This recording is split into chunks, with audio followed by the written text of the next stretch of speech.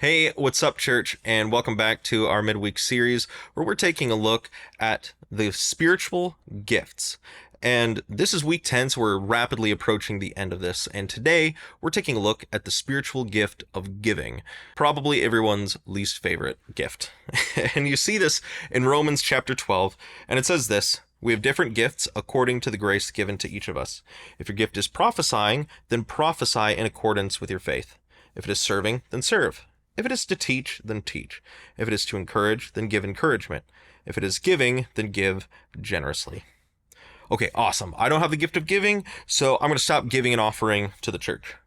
No, there is a difference between, the giving that all believers are called to do and the spiritual gift of giving, which, again, it's a spiritual gift, so it is a supernatural manifestation of the Holy Spirit in a person.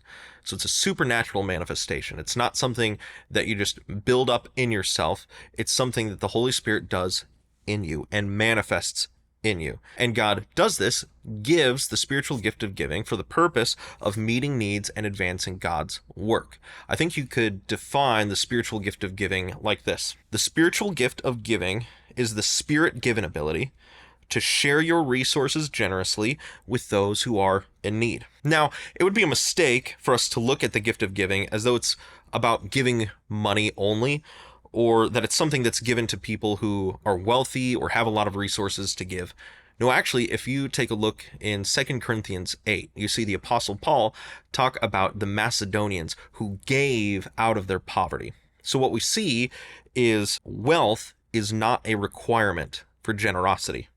No, instead, their giving, it flowed from the joy they have in the Lord, and it flowed out of the love they have for other people. But also, giving, it can be more than just finances as well. Sure, it certainly can be money and financial for the purpose of meeting physical needs.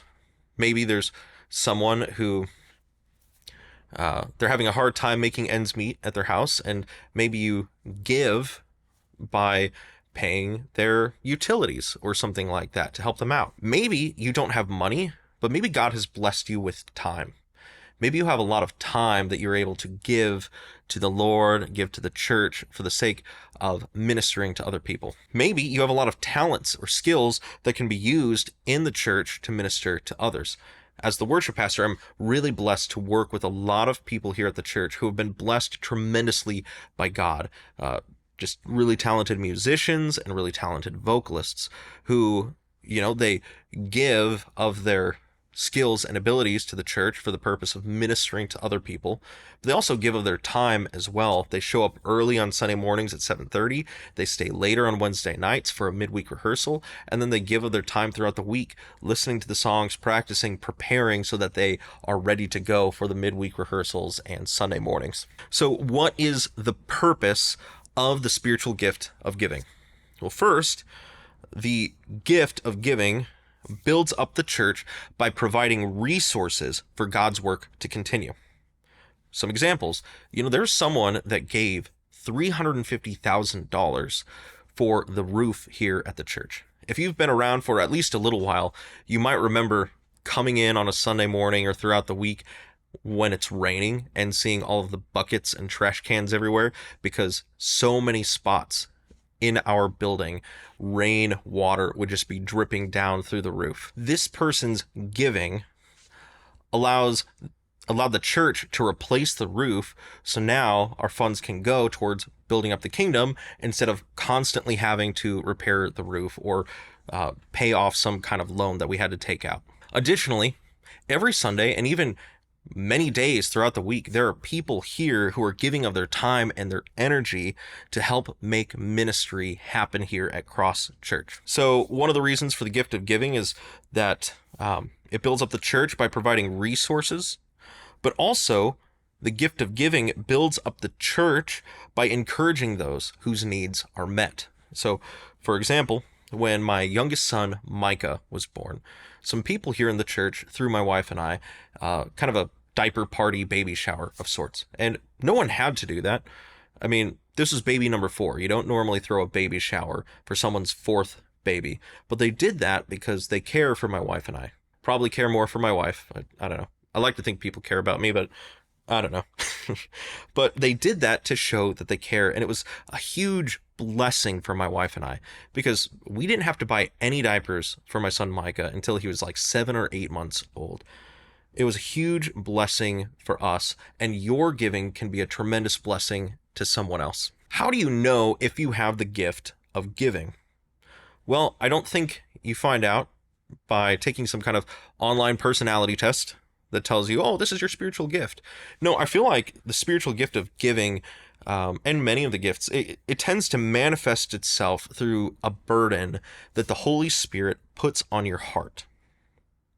It's the way that the Holy Spirit lays that burden on your heart.